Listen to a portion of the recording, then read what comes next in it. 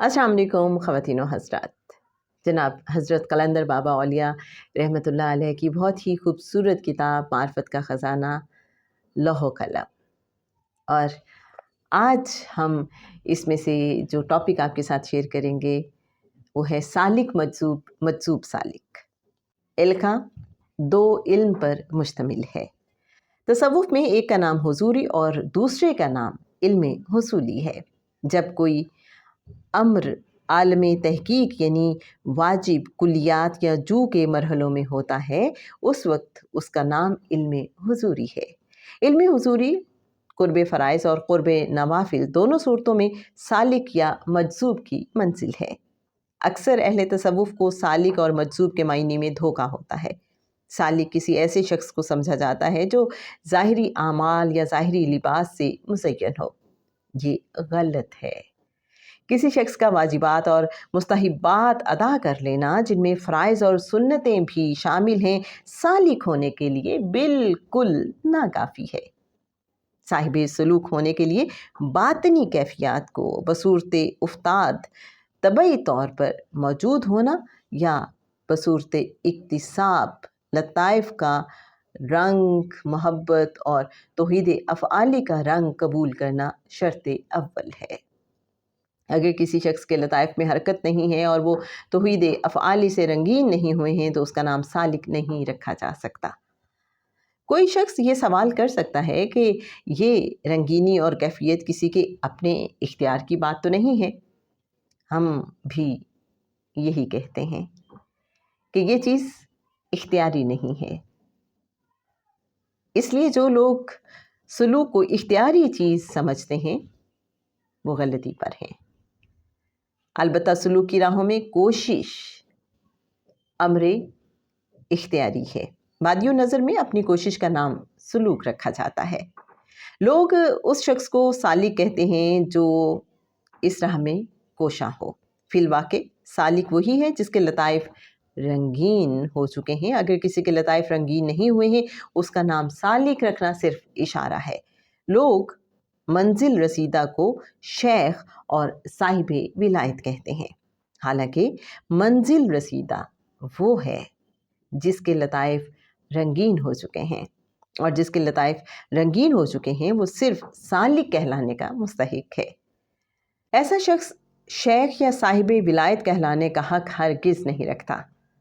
शेख या साहिब विलायत उस शख्स को कहते हैं जो तौहीद अफ़आली से तरक्की करके तौहीद सिफ़ाती की मंजिल तक पहुँच चुका हो। लफ्ज़ मजज़ूब के इस्तेमाल में और इसकी मानवियत और तफ़हीम में भी इसी किस्म की शदीद गलतियाँ वाक़ई होती हैं। लोग पागल और बदहवास को मजज़ूब कहते हैं। दूसरे अल्फाज में किसी पागल या दीवाने का नाम ही गैर मुकल्लिफ़ और मजज़ूब है। ये ऐसी गलती है जिसका अज़ाला इल्का के तज़किरे में कर देना नहायत ज़रूरी है। आम तौर से लोग मजज़ूब सालिक या सालिक मजज़ूब के बारे में बहसो तमहीज़ करते हैं। बाज़ लोगों का ख़याल है कि मजज़ूब सालिक से अफ़ज़ल और ऊला है, लेकिन वो ये फ़ैसला नहीं कर सकते कि मजज़ूब सालिक कौन है और सालिक मजज़ूब कौन है। यहाँ इसकी शरह भी ज़रूरी है। मजज़ूब सिर्फ़ उस शख्स को कहते हैं जिसे अल्लाह ताला ने अपनी तरफ खींच लिया हो। मजज़ूब को जज़ब की सिफ़त क़ुर्ब फ़राइज़ या क़ुर्ब वजूदी के ज़रिए हासिल होती है। इस सिफ़त के हुसूल में क़ुर्ब नवाफिल को हरगिज़ कोई दखल नहीं है। जज़्ब किसी ऐसे शख्स की ज़ात में वाक़ होता है जो तौहीद अफ़आली यानी लताइफ की रंगीनी से जस्त करके यक बयक तौहीद ज़ाती की हद में दाखिल हो जाए।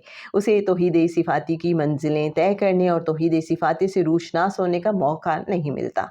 जिस शख्स की रूह में फ़ितरी तौर पर इंसिलाख वाक़ होता है, उसको लताइफ के रंगीन करने की जिद्दोजहद में कोई ख़ास काम नहीं करना पड़ता। यानी किसी ख़ास वाक़े या हादसे के तहत जो महज़ ज़हनी फ़िक्र की हदूद में रूनुमा हुआ है, उसके बातिन में तौहीद अफ़आली मुनकशिफ़ हो जाती है।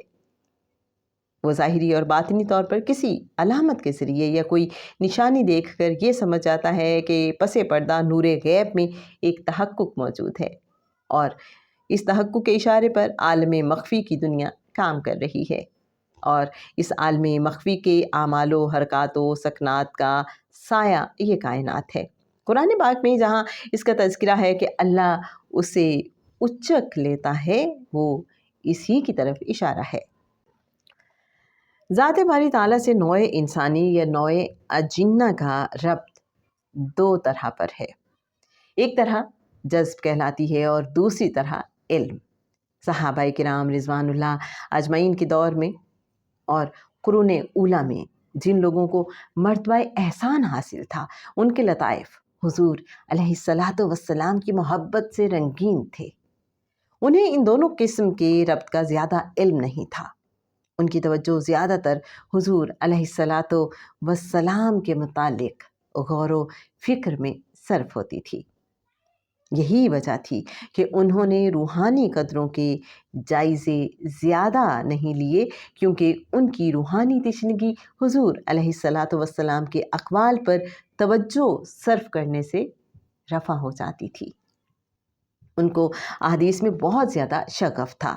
اس انہماک کی بڑی وجہ یہ بھی تھی کہ ان لوگوں کے ذہن میں احادیث کی صحیح ادبیت، ٹھیک ٹھیک مفہوم اور پوری گہرائیاں موجود تھیں۔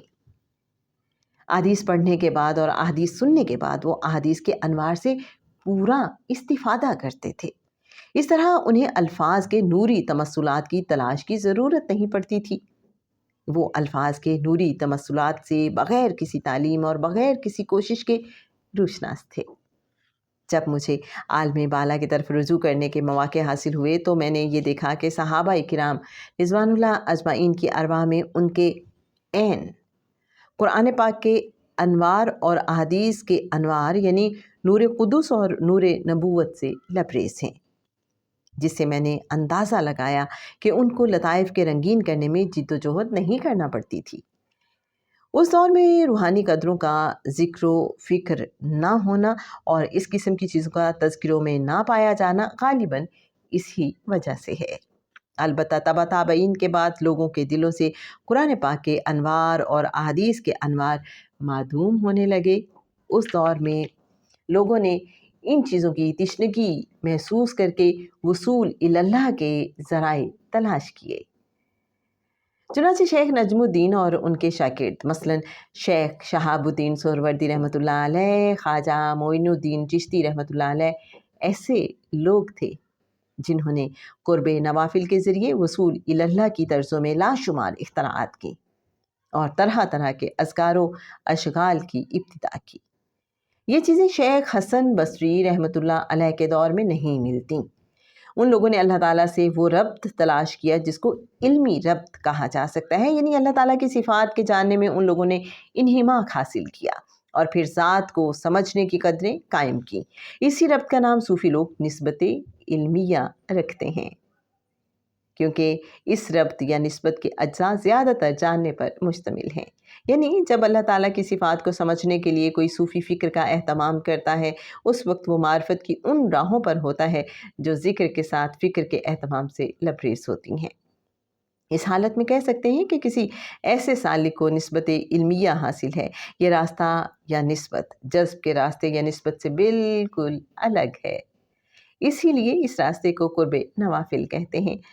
خواجہ بہاؤالدین نقشبندی رحمۃ اللہ علیہ اور حضرت غوث الاعظم رحمۃ اللہ علیہ کے علاوہ جذب کی راہوں سے اس دور کے کم لوگ روشناس ہوئے۔